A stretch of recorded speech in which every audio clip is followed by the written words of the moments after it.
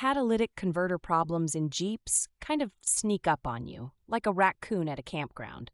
It starts with just a little sluggishness, and before you know it, your mileage tanks and the Jeep sounds like a broken lawnmower.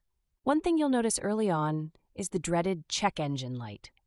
Not that it helps much, because the light pops for everything from a loose gas cap to the apocalypse. But with catalytic converter issues, it sticks around, stubbornly.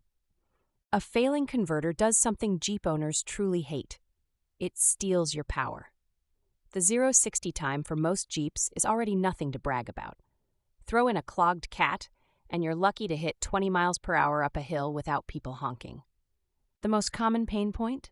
Sulfur or rotten egg smell. It's that unmistakable stench that says, hey, this is going to cost you at least $1,000.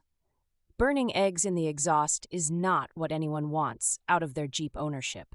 Sometimes you'll actually hear a rattling noise underneath when you fire up the engine, especially cold. That's the ceramic guts of your catalytic converter breaking apart. Jeepers will talk about marbles in a can, but under the Jeep.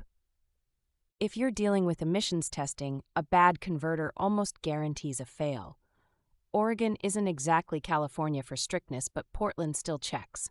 I've seen people get stranded at DEQ with that panic look in their eyes. Testing for a failing catalytic converter can be as easy as borrowing a temperature gun. If the exit temp is cooler than the entry, things are backwards, almost literally. The converter should be cooking exhaust above 500 degrees Fahrenheit, not acting as a freezer. A classic DIY check. With the engine cooled down, pop the oxygen sensor in front of the cat and slip in a cheap pressure gauge. If the numbers climb toward 3 psi on revving, your exhaust is basically holding its breath.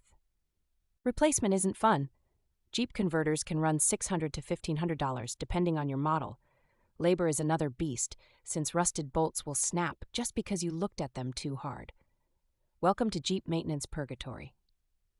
Pro tip: some shops will try to upsell you on performance aftermarket converters, but you actually want OE style. Otherwise, you risk tripping check engine lights forever.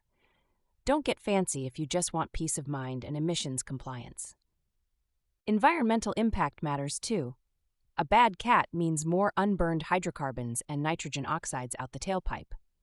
One failed Jeep converter can pollute up to 20 times more than it should. Think about that next time you're stuck in Portland traffic.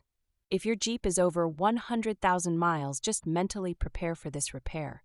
Run the proper oil and don't ignore leaks.